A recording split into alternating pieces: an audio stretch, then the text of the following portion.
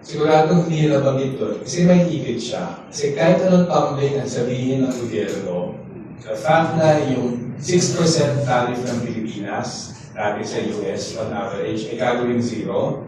Tapos yung US, yung dating 3% tariff sa produkto ng Pilipinas, gagawin 19. Kahit anong tumbling mo, lagi ko nakasunduan yan sa pagitan ng pinakamakapagiling bansa sa buong mundo at isa sa pinakamaling bansa sa buong mundo. Para sa amin, hindi na may iwasan yung katotohanan. Lihado tayo sa kasunduan na yan. Tapos may repercussion siya. Kasi nabanggit na kanina, wala nang saysay ang WTO. Yung US, sinabotahan yung WTO. Yung pinaka-korte ng WTO, mawawala na yung mga umupudol kasi ayaw mag-appoint ng US na bagong papalit sa mga kanila para hindi sila masingil sa protectionismo nila. Kaya delikado dito, kung nagbigay tayo ng ginakababang taripa, 0 sa US, wala nagpipili sa ibang mga bansa, teka, ibigay mo US ng 0 tapos kami, nataas pa yung taripa. So may multiplier effects to. Kaya parang si Pangulong Marcos, hindi ka nasasabihin kasi babalik sa kanila.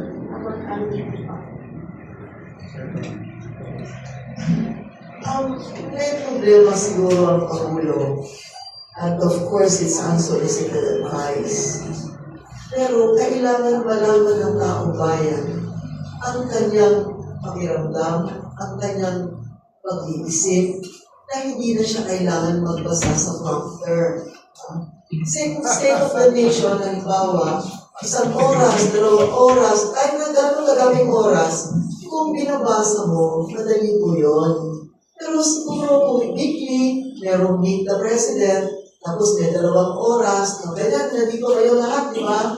So kung halimbawa, merong kapihan, na the president's kapihan, o Mr. President, bakit ganito? Bakit ganyan? Bakit ganito? So, sinasagot niya mismo yung mga katanungan na galing sa media at yun nila isusulat ninyo. Diba?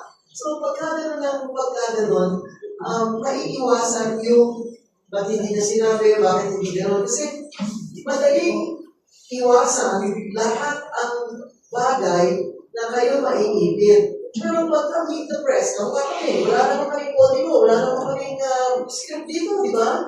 Wala naman kaming binabasa. So kung ano sabihin namin, nire-record nyo yan. Kung ano sinasabi namin, hindi namin pwede sabihin, hindi namin sinabi, hindi ganito pala, hindi.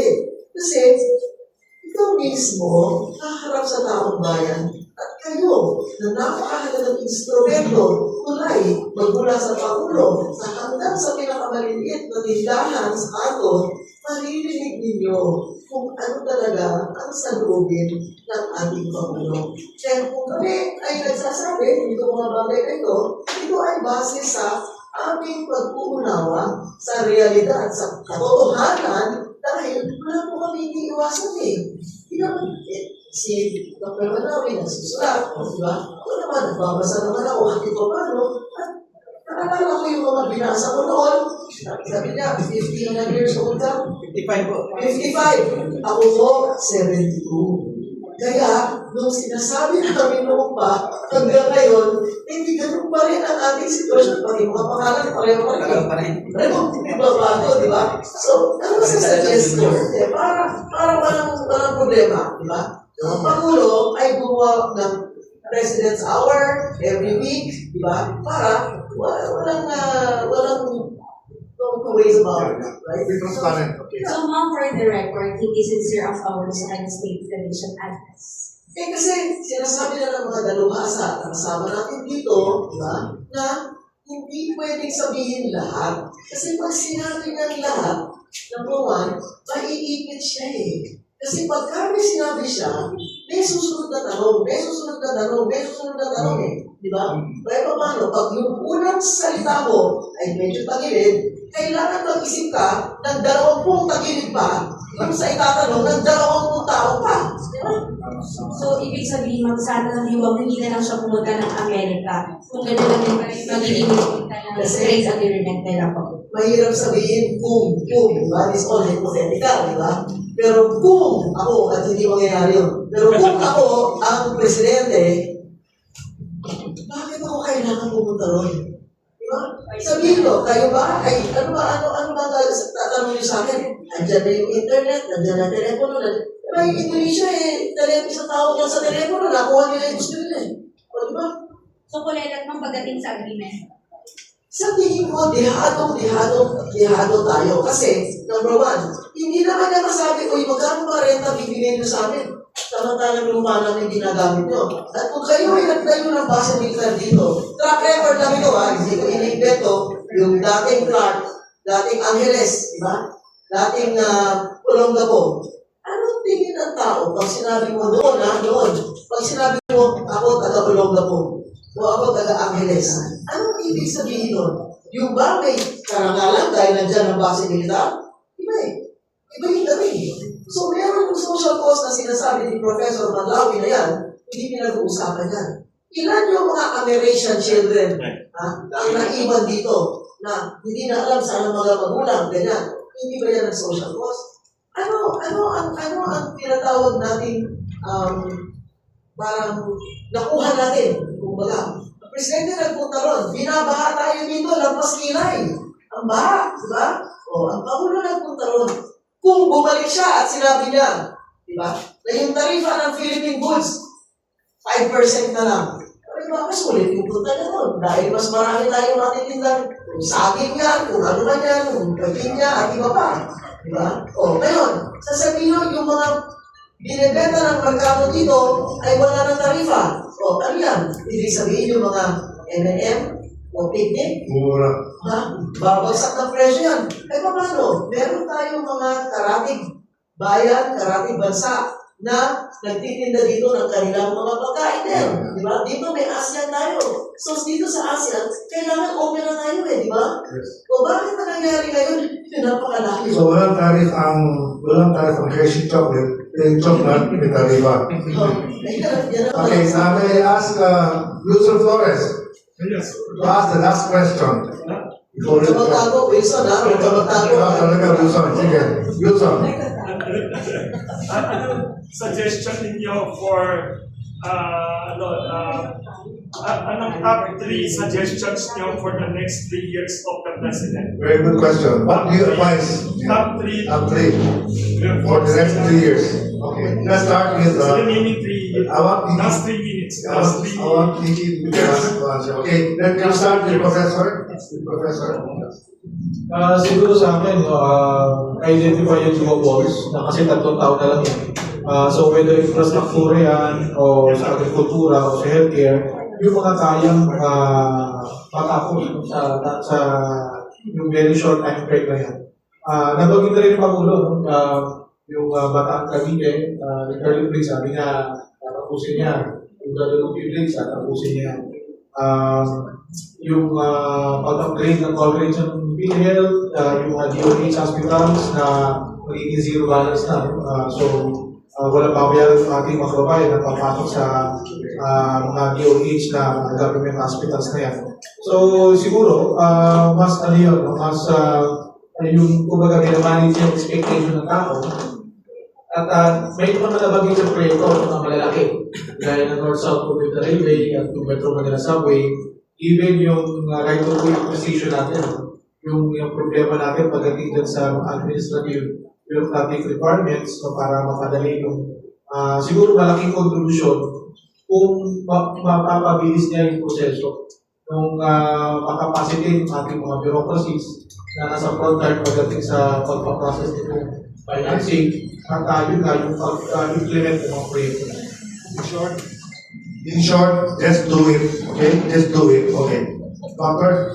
Number 1 na dapat na gawin ng aming gobyerno, i-improve yung infrastructure po natin. We need to improve our infrastructure, roads po natin, buildings po natin, ports natin, airports po natin. Namumulat na po tayo na abutan na po tayo ng Cambodia, Laos sa mga infrastructure development. Kasi pag maganda po yung infrastructure natin, yan po ay mag-trigger ng economic activities. Second, mag-invest po talaga tayo for the modernization of our agriculture and fishing sectors.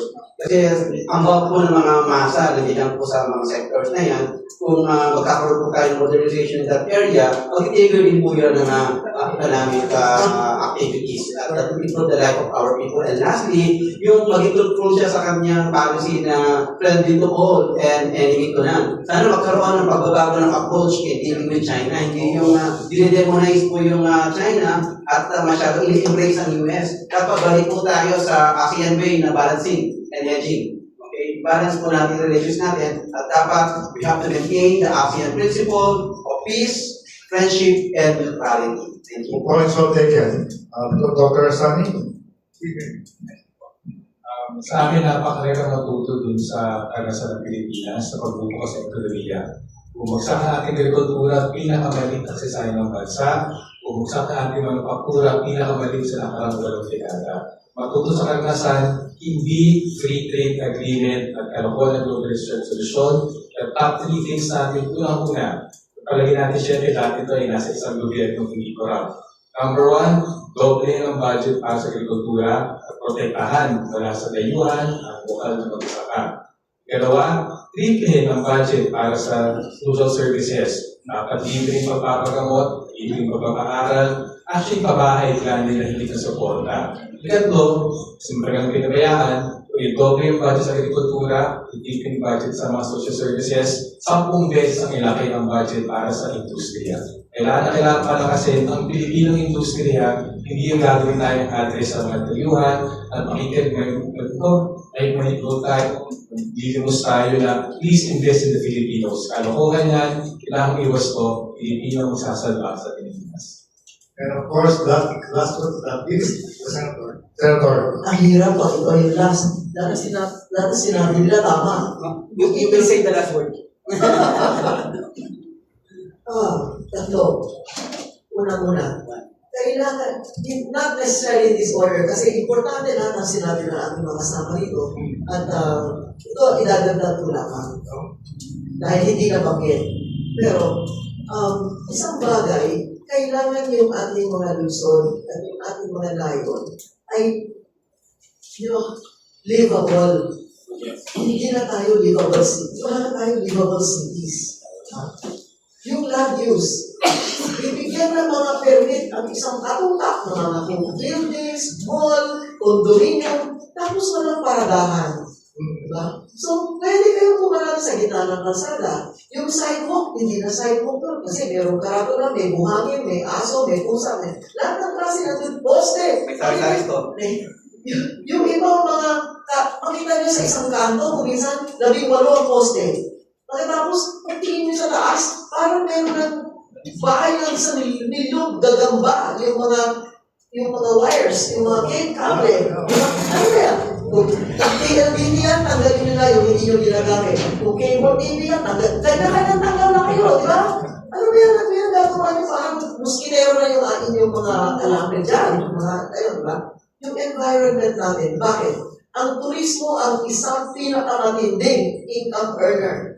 Yung mga ibang bansa, 40 million tourists a year. Tayo, siguro sa totoong tourist, 4 million lang. Kasi yung ibang dumadating dito, Pilipino naman yung balik-bayan, di ba? O yung lumabas na Pilipino, bumalik na naman, hindi lang yan na pumasok dito. So yung tourism, hindi makaangat. Bakit?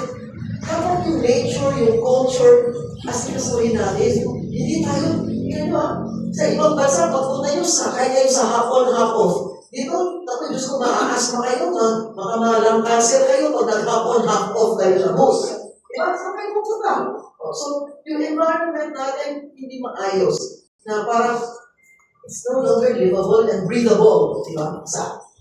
Isa pa, yung massive education, retraining. Yung training, bakit? Nandiyan ang AI. Nandiyan na driverless cars. Nandiyan na yung driverless trucks, buses, at yung mga robots. Ano ba gagawin sa waiter? Kung yung robot gagawa ng trabaho ng waiter, hindi nagkakasakit, walang overtime, 24 oras, pwede siya mag-waiter. Diba? So, dadating din ang panahon, pag marami ng empleyado ang wala, sino magbabayad ng buwis? Yung robot hindi nagbabayad ng buwis. Paano?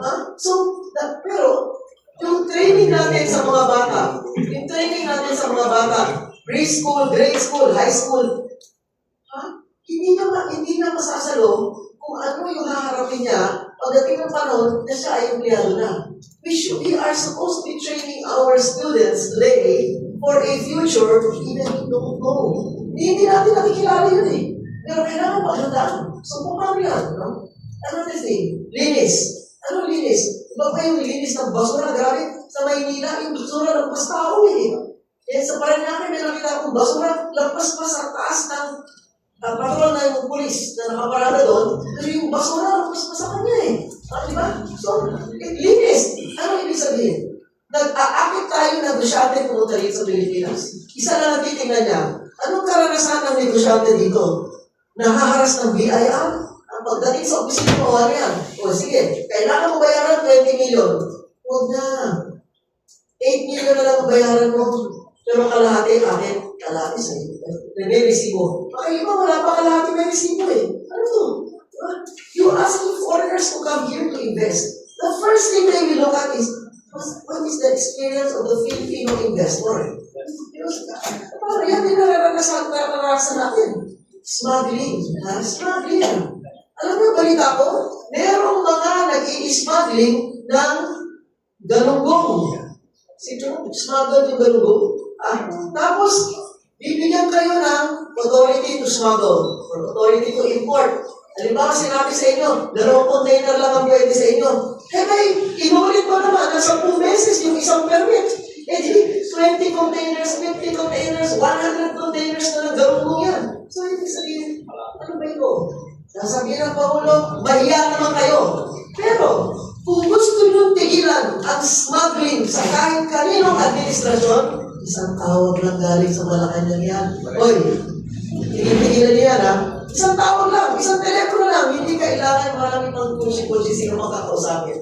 One phone call stops any kind of smuggling. Whether tiles yan, whether kung ano man yung sinasmuggling, alam ko yan, dahil natin yung sa tiles sa akin, panahon ganyan po nangyayari. Yung permit para mag-import ng toys, ini-import ng tiles. Yung permit para import ng tiles na ilang container, Diyos ko, ilang daang container na yan. Di ba? Tapos yung mga nag-import na yan, sip-sip din sa Malacanang. Pwede pa tayo, pamami yan. So, ilan na ba yun? Marami na. Marami. Bakit din niya ma-absorb? Anyway, Nikki, thank you very much. Thank you very much. Okay. So, these are some of the few things. Okay. Ako lang aking advice kay PBM. Manalangin ka. Pray for wisdom. Okay. We've been so serious, no? Napaka-serious ang usapan natin. Let's go to entertainment naman. Today,